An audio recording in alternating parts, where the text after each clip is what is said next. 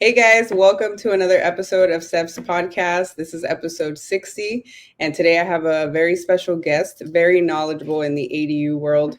As you guys know, we're having episodes every week, and I'm being very intentional with the people that I have on who are here to just pour into you and give you guys a lot of insight about what's happening in the ADU space. So today we have Patricia Denise Abayata. I don't want to butcher But your last name. yeah, Okay. yeah. Awesome. Yes, and she's an expert in residential design and leading advocate for sustainable housing solutions with a background in civil engineering, which I think is great, like combining the two, and you guys will understand why in a minute. And 3 years of specialized experience in ADUs. Patricia has been instrumental in helping California homeowners transform their living spaces. She heads two prominent firms, MP Builds in Northern California and Luxora Studios in Southern California, both known for their innovative and client-centric design approaches. Beyond her professional pursuits, Patricia is deeply committed to community engagement and promoting awareness about ADUs as a key to sustainable urban development. Tune in to hear and get to know her, and I'll hand it off to her to give us more insight on everything that I just mentioned. Yeah, thanks, Stephanie. It's really awesome to have people like you do these type of podcasts. It's very informational for homeowners, especially with the ADU space that we are in right now. It's super popular. It's good for developers, for investors, and really, it was just closer to my heart. It's really important for families to know that ADUs do exist, and it's an option for them to sort of house their closer family into their backyards and even their front yards now, because some cities allow that. So this ADU space is such a help to a lot of homeowners here in California. I'm personally a very big fan of it, just because I've worked with so many homeowners that has been super thankful of just being able to build that and into their house, especially with California being really high in prices when it comes to real estate now. This Mhm. option is really cool, and it's really useful. It's a useful tool for homeowners to really just utilize and be like, hey, I can build another unit in my backyard. Well, it's essentially just creating, it's ADU is just a term, right? It's an accessory dwelling unit, but essentially really creating a duplex in your single family home. Or if you have a multifamily home, it's just creating more units inside your home. Um, I really want to emphasize ADUs, that it's not just about plugging in like a 2 bedroom or a 3 bedroom in your backyard, right? I love to put thought into the designs that I have, just because all of the designs that people might see online, and they can say that, hey, I can just plug it in my backyard. That's sometimes it's true, sometimes it's not true. It depends really on the lot size that people have.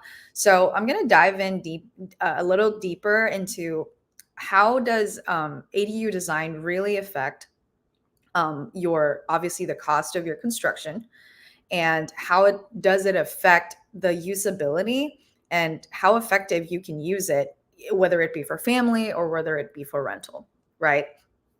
Up here in Northern California, there are different types of lot size. Like in the Bay Area, it's they have bigger backyards. In Sacramento, the lots are very narrow, right? So you can only do so much when it comes to the design. So I would say for these type of things, it's really important for the designer, whoever it is, a designer, a drafter, or if you hire a licensed architect or an engineer, whoever it is that's you doing your design, it's very important for them to really ask these two important things. Number one, the first question that I always love to ask my client is, what is this ADU for? Usually they would only give me two answers. This ADU is either for rental, or this ADU is either for your family.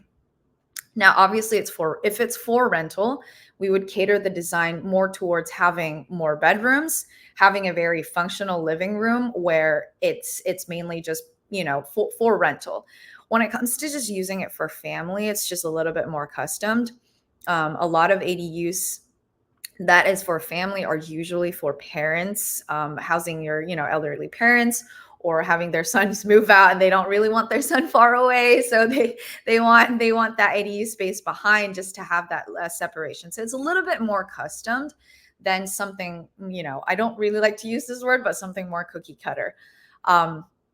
So yeah, I love to ask clients these two questions.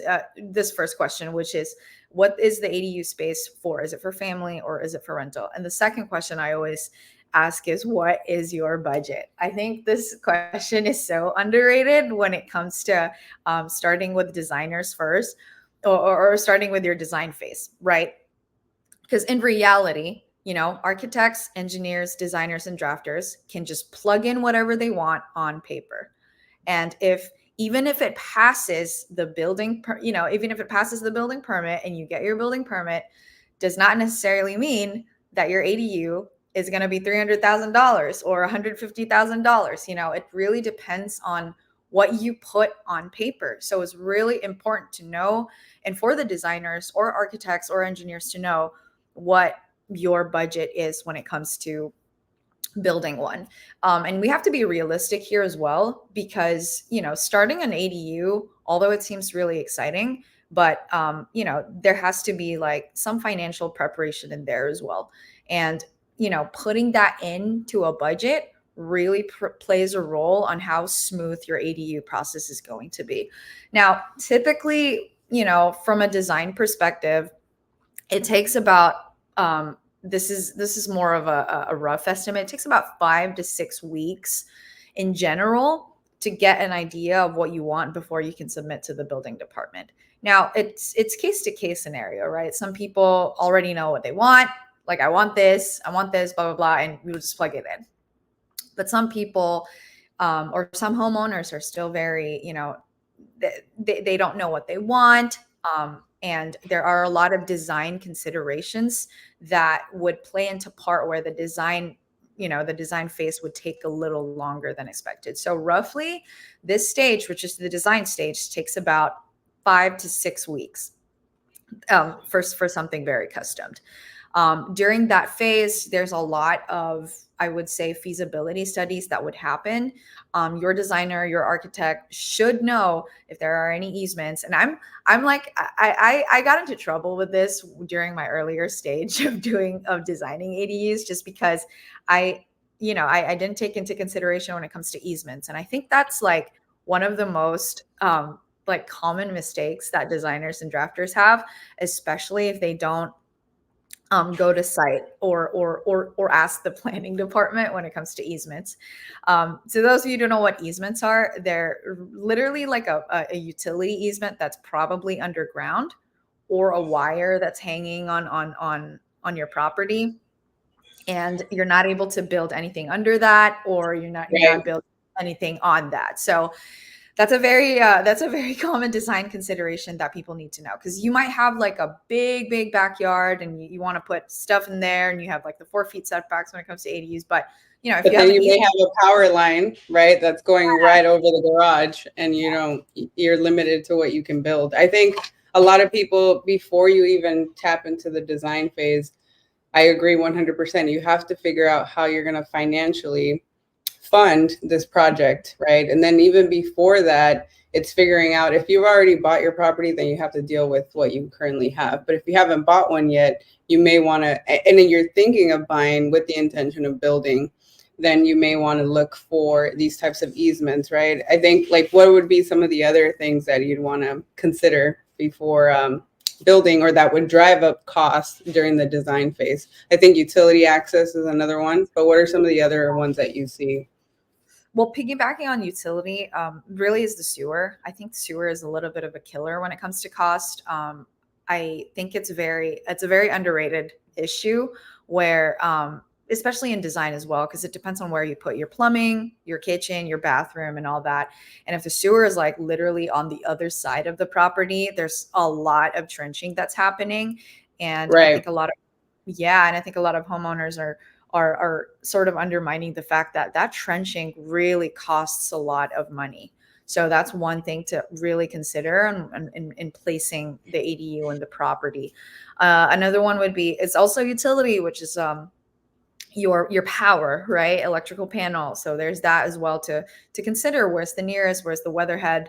The current weatherhead of the single family dwelling, and if you want to add it into a new panel, and stuff like that. Usually, for older homes, they would have like a 125 amp panel. But if you have like a 200 amp panel that can, that can provide power to your ADU, then that would be sufficient. But considering just a panel upgrade as well, that's money, that's cost. Um, Right. so that's one thing to also consider. It's really construction, but there's always these like little details in between that I personally would want to disclose, and it's based on experience, right? A lot of homeowners really would think that, hey, it's just plans, and then when you get your building Hmm. permit, boom, you're gonna build. A lot of considerations to really look for during that design phase. And although it seems really intimidating, I'm glad that through experience, I'm able to gather all this information, and I'm able to gather all the mishaps that has happened before. And I've put that into a whole system in how we design our ADUs so that our homeowners and the homeowners that we work with are not, are not surprised with these challenges, right? They would, we're facing them head on, and if there's a problem, it's not going to happen during construction anymore because we've already ironed that out during the design part. So that the design really, really dictates on how much your cost would be. And I can't emphasize this further. Like, whoever you hire as a drafter or a designer or an architect really will dictate how much you're going to spend in an ADU. Because for instance, if you're Right. going to hire, yeah, because if you're going to hire a contractor anyway, they're not going to bid you without seeing any plans. They're not going to look at your site and be like, okay, this is $100,000 project. Like, it doesn't work that way. They would want plans. They would want to see how big the ADU is, what type of materials are you using. Are you using like TGI beams or crazy engineered beams here and there? How far is the trenching and all that when it comes to utilities? So that really, design is very important to me, and it should be very important to homeowners. And I feel like you should, homeowners could really use this time to pick out the right designer for you, because that really dictates how much your construction cost is going to be. So yeah. 100%. And I think going back to the experience piece of it, I think you have something that most architects, drafters, and engineers don't have, which is that insight of your background. And I don't know if you want to share a bit more. How has the civil engineer background helped you in the design phase and like bringing those two worlds together, right? Yeah. Yeah, I feel like there's always a misconception when it comes to civil engineers and architects. They're very different, but we're all in collaboration with these type of projects. Well, my background, I studied civil engineering. I have a background in civil engineering, and I worked in the civil engineering industry. I did not actually come from a residential background. I did geotechnical works, which are underground works and basically road works. So we did a lot of pipes, and road trenching and all that. I did asphalt. So I worked in corporate for about 3 years. After that, I decided to venture something else, and I actually worked for a contractor. I shadowed under a contractor. We did a lot of residential builds. And at that point in time, there were actually no ADUs yet, so we called them. I think it was casitas, or like just in-law Right. units. Yeah, Mm-hmm. like in-law units. So that term ADU did not exist yet, and well, I think it did, but no one really knew about it, and the laws Exactly. and the codes and whatever were so, like, they were in the gray area. Nobody knew about the setbacks. Nobody knew about, like, hey, you're allowed to build this. So during that time, I was lucky enough to be like the pioneer of. So we built an ADU with a contractor that I worked with, and we didn't know it was an ADU. We called it like an in-law unit, and from that time onwards, it just went boomed. It just went boom. After working for that contractor, I decided to kind of do things on my own. And speaking of that contractor, I'm still very good friends with. We actually work together now because we work hand in hand. So I do the That's plan. awesome. Yeah, I do the plans and he does the build. So yeah, it's Which is super awesome. another thing, right? It's very important when I talk to clients, and I do consulting, but I don't do design or construction or the management. I basically consult them throughout the journey and connect them with the right architect and the right contractor and vetted property management company. But I always emphasize that it's very important that the architect and the contractor have very good communication. So it's great that now you guys are able to work together. I think another thing that I wanted to mention that we talked a little bit offline. So Patricia did, she was a guest for one of our ADU masterminds. We have a women's mastermind every month. And she talked about and really helped even me digest the information of Title 24. And I think it goes back to like you having the civil engineer background and just having that technical perspective on builds, right? And I think a lot of people also underestimate like what is Title 24 and how does that play a role in your cost and everything as well, right? So I don't know if you want to touch on what is Title 24 and then how that all pertains to building ADUs. Yeah, so Title 24 is basically an energy document that the state of California requires if there are any changes in your existing home. Just to really put it in layman's term, because I don't want to go into like the nitty gritty Right. detail, it's basically telling you, or that report is basically telling the energy department that your house is sustainable, is energy sustainable. Energy So efficient. yeah, energy efficient, energy sustainable. So what triggers the Title 24 report, and what, how that report is being sort of, collated together, is these are just examples, and there's like so much detail into it, but what triggers Right. it is like the size of your doors, the type of windows that you're using, the type of appliances that you're using, do you have any skylights and all that, like how much light is entering to your home. If i were to just explain it this way, well, if you have more sunlight coming into your home, you would technically use lesser light, right? So that plays a role, like, hey, that kind of is energy saving, because if you have so much windows, well, that actually puts in sunlight, that actually puts a lot of sunlight into your home, which makes you use lesser light. But now another thing comes into play, where if you have too much windows, it actually gets really hot. So you have to use a lot, you have to use AC more when it Right. comes to. But then there's another design consideration where you're like, oh, but I can use like thicker glass on the window where that doesn't, heat doesn't really penetrate in. So those are just the examples and what triggers the Title 24 and how energy efficient your home is going to be.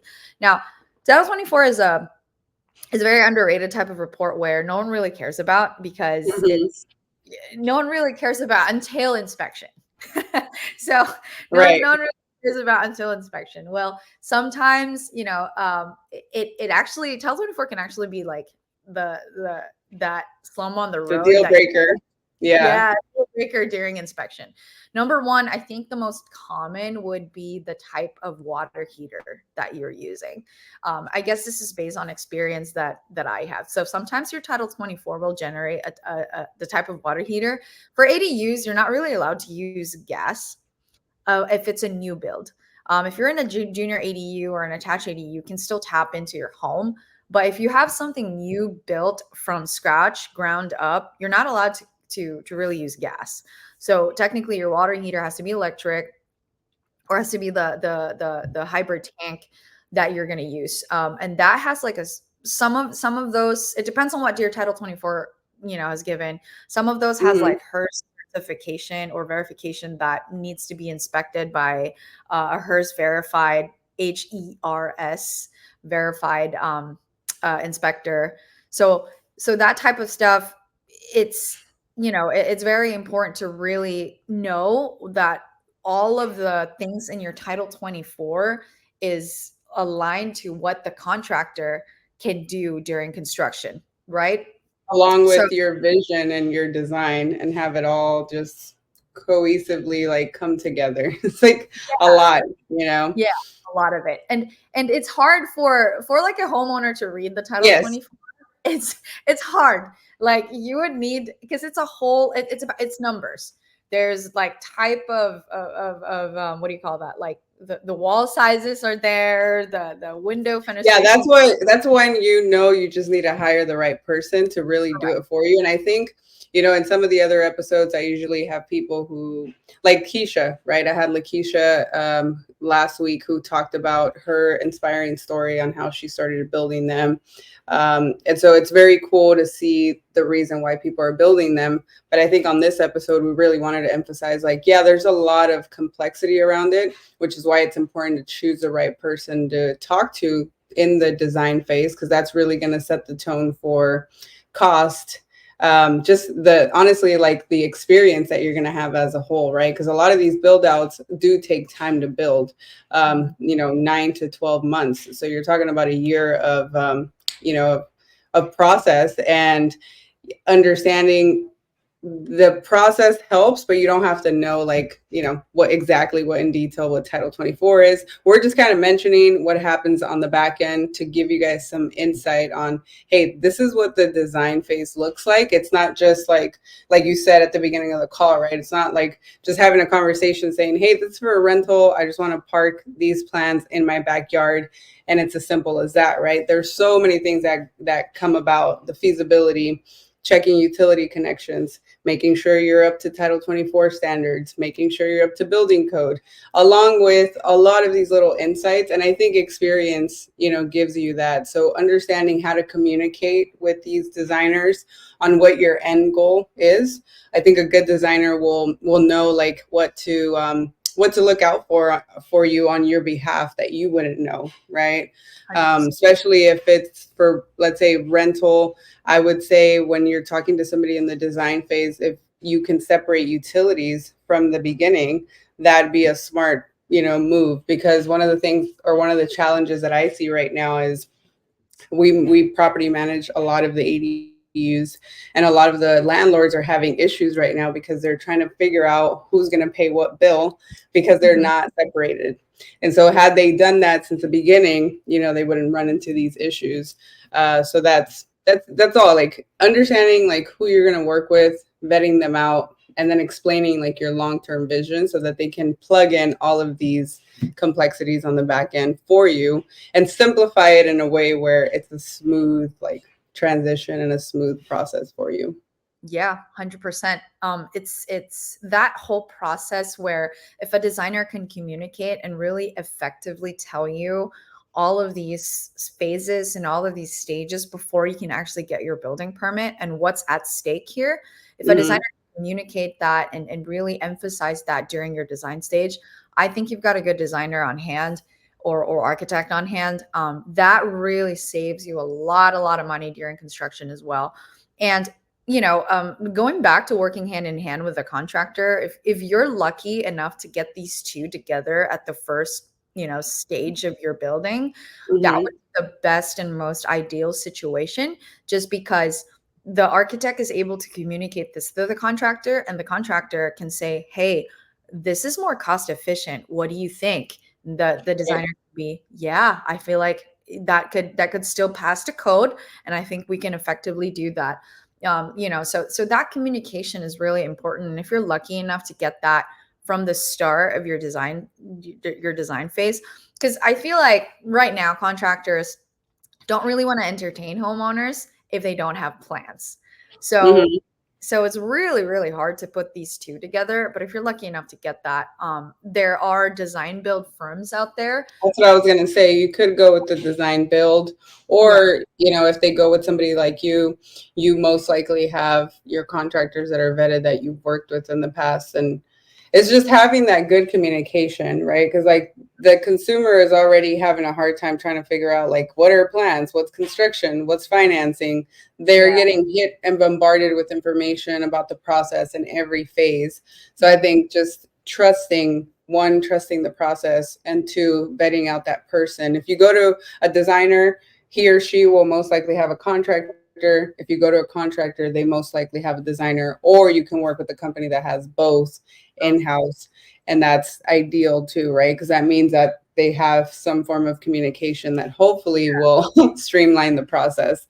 But yeah, I think it's just looking out for those insights, I think that in itself is a huge tip that most people tend to overlook. And many times they just even go directly to the contractor wanting to get a bid, and that's just not how it works, right? Like Yeah. the design is going to set the tone for that. So I think it's great. How can people connect with you if they wanted to consult with you? And I think you also had mentioned on the call, for any of the realtors that are listening, if you're having clients who are reaching out to you, I myself as a realtor know that most homeowners are calling us, asking us where to get started, right? You offer also the referral program. So if you can share those two things before we wrap up, that would be amazing. And yeah, how can people connect with you for consulting and the referral Yeah. for realtors? So yeah, for people in SoCal, you can I'll tag in the IG Mhm. handle here, which And is I'll tag her on IG for those of you guys who follow me. You know, I'm always that's tagging awesome. my peeps who are on the podcast. My tag on for those of you who are in SoCal or in Southern California, the tag on my firm there is at Luxora Studios, and up here in NorCal would be at MP Builds CA for California. And you can reach out through me through there, or you can email me at patricia@mpbuildca.com, and I'll respond to you. So I do have a referral program where, if a lead signs up with us and works with us and having an ADU, we have a certain commission that we send out to those who provides us that lead. And yeah, we'll talk about it. And if you're interested in that program, I would be happy to, give back the favor as well. And yeah, I feel like realtors and us designers can really work hand in hand when it comes to these type of things. Hmm. We're in such different niches, but at the same time we're in like the same ecosystem where this person needs this and this person needs that as well. So who knows, right? And I myself have so many homeowners that are addicted to building ADUs. So Right. yeah, like they're really looking for different properties in different places. So I'm like, okay, there's a realtor there that actually is really good at that area. So have them reach out to you and stuff like that. So it'd be, these type of working hand in hand is I'm all for it. And I'm really lucky to be in a space right now where everyone is really just helping out each other and Mhm. giving each other referrals, and it's been awesome. But yeah, that's how you can reach out to me. And I offer a 30-minute consultation to any homeowners. It's for free. I would do it through Zoom. If you can send me, and this is how I would usually do it. You would send me the property address on wherever you want to build the ADU, and I'm going to give you a very rough insight on what you can do in that, and so sort of point you to the right direction and how you want to start building the ADU. So I offer that for free. I love talking to people, and I love just giving them that insight. And before just starting anything, here's what you're in. Here's what you're in for. Are you ready for that? So that's I that's love that. Yeah, that phone call alone, if you guys are listening as a homeowner, I would start there. And just get on a call with somebody that knows what they're doing, who has the experience and can give you more insight specifically to specific to your property. That gives you a lot of confidence, because once you understand that first phase, now you're okay. Well, I need to either talk to a lender based on my budget, or I need to consult with the realtor if I'm thinking of buying more to build more, right? So I agree with you. I think we're in a very dope space right now where a lot of women are, especially women in the space, right? We're collaborating, we're trying to figure out ways where we can help one another. And although it's very different being a designer from a real estate professional, it's we're at the end of the day, we have the same end goal, which is to help the end consumer with their vision and their goal. So I think it's great. I really appreciate you. I know you have a busy day today, so I'm gonna, finish it off there. If you guys want to get to know her, please reach out to Patricia, and we'll see you guys on the next one. awesome. Thanks so much, Stephanie. I really appreciate you for having me today. Thank you. That was awesome. Yeah.